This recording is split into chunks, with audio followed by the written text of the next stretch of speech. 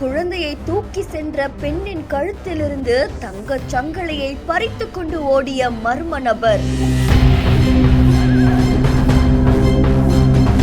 பின்தொடர்ந்து பிடிக்க முயற்சி செய்த பெண்மணிக்கு காத்திருந்த பெரும் அதிர்ச்சி.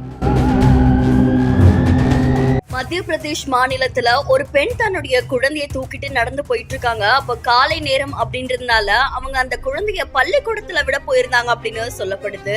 அந்த நேரத்துல அவங்கள பின்தொடர்ந்த ஒரு மர்ம நபர் அந்த பெண்ணுடைய கழுத்துல இருந்த தங்கச் சங்கிலிய பறிச்சுட்டு அங்க இருந்து தப்பிச்சு ஓடி இருக்காங்க. குழம்பி போன இந்த பெண்மணி உடனே அந்த நபரை பிடிக்கிறதுக்கு முயற்சி செஞ்சிருக்காங்க. ஆனா அவர் அதுக்குள்ள தப்பிச்சு ஓடி இருக்காங்க. இதை தொடர்ந்து இந்த சிசிடிவி காட்சிகள் வெளியாகி சமூக வலைத்தளங்கள்ல பெரும் பரபரப்பை ஏற்படுத்தியிருக்கு.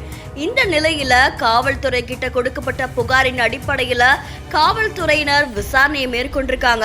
அப்போ அந்த நபர் அங்க இருக்கக்கூடிய ஒரு நகை கடையில இந்த தங்கச் சங்கிலிய விற்கிறதுக்கு முயற்சி செஞ்சதா சொல்லப்படுது.